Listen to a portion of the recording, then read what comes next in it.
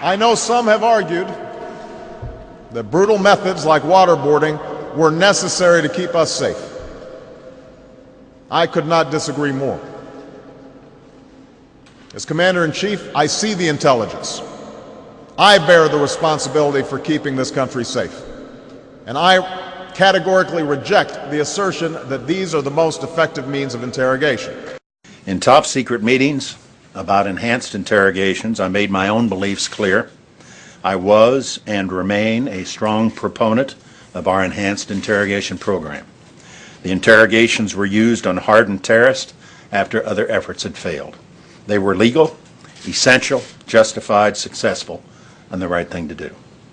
The intelligence officers who questioned a terrorist can be proud of their work, proud of the results, because they prevented the violent death of thousands, perhaps hundreds of thousands of people. Instead of serving as a tool to counter terrorism, Guantanamo became a symbol that helped al-Qaeda recruit terrorists to its cause. Indeed, the existence of Guantanamo likely created more terrorists around the world than it ever detained. Even before the interrogation program began and throughout its operation, it was closely reviewed to ensure that every method used was in full compliance with the Constitution, with our statutes and treaty obligations. On numerous occasions, leading members of Congress, including the current Speaker of the House, were briefed on the program and on the methods. Yet for all these exacting efforts to do a hard and necessary job and to do it right, we hear from some quarters nothing but feigned outrage based on a false narrative. In my long experience in Washington, few matters have inspired so much contrived indignation and phony moralizing as the interrogation methods applied to a few captured terrorists. We are not going to release anyone if it would endanger our national security. Nor will we release detainees within the United States who endanger the American people.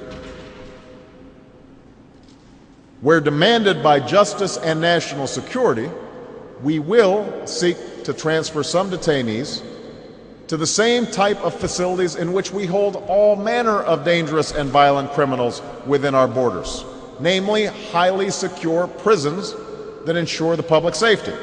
The veil was lifted on the policies of the Bush administration. The public was given less than half the truth. The released memos were carefully redacted to leave out references to what our government learned through the methods in question. Other memos laying out specific terrorist plots that were averted apparently were not even considered for release. For reasons the administration has yet to explain, they believe the public has a right to know the method of the questions, but not the content of the answers.